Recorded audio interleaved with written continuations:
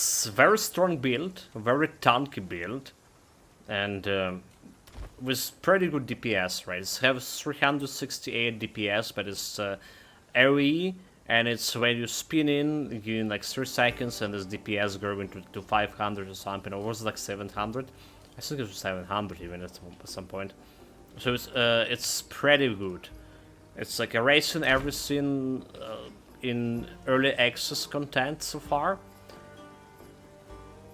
So we're gonna be checking out the items. The only items you need for this build, right? You don't really much care about all of this.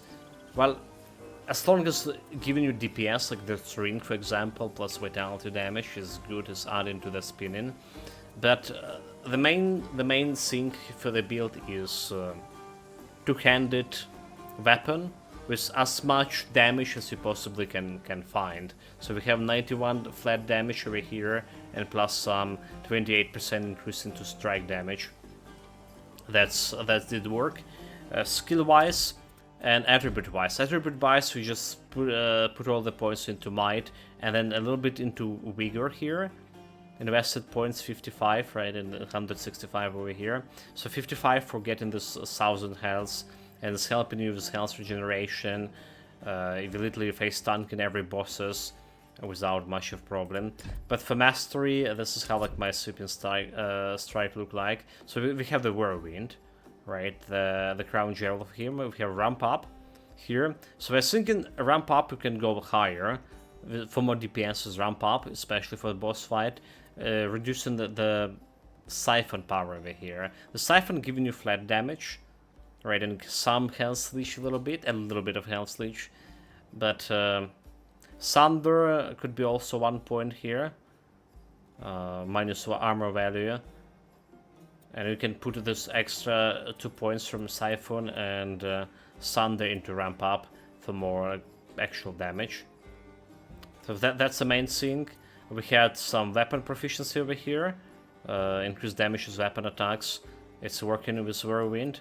We have martial experts with a physical damage increase. Both of them have extra damage and strike damage over here. And we have critical hits and attack speed. Attack speed actually works on this. Alright, so we had 0.2 seconds attack speed. So basically we're doing 5 attacks per second with this. And before this, we had initially 4 attacks per second. So attack modifier, attack speed modifier works with Whirlwind, just so we know if you're interested. We have a combat rush, hit an enemy, getting extra damage, right? Could experiment with this, right? Combat rush extra, giving extra 12% to damage. Battle Rage, also giving you some damage.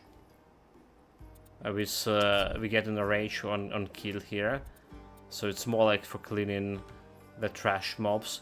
4 points into Harden It for health regen. Probably can and well health regen a little bit like 20%, or like more like health and extra armor here, extra sturdiness. And this has health regen from Second Wind here, and Heart of Battle works a little bit. Also have battle awareness, like battle awareness is aura, which is giving you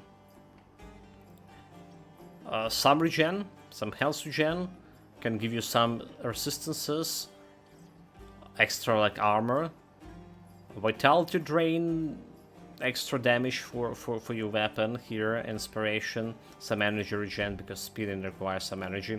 I did put 7 points into Doomhorn, right, so there's extra like minus 24 damage resistance for the enemy, but the problem is you can't press Doomhorn while spinning. You need to stop and then press the horn and then start spinning again, and it's also extra energy that you need for spinning, so you're losing literally DPS there.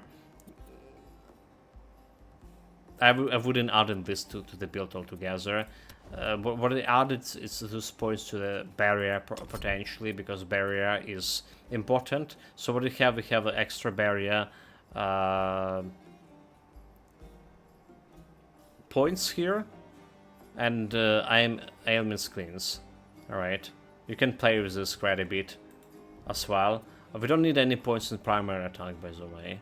I don't think primary attack working with sweeping strike, like modifiers for primary attack. So just saying. Alright, and we didn't have like any dodge modifiers. I barely used dodge, only for traversal. So that's basically all the summary for this early access Warfare solo mastery build with Whirlwind build. Right, we can try maybe heavy strike last next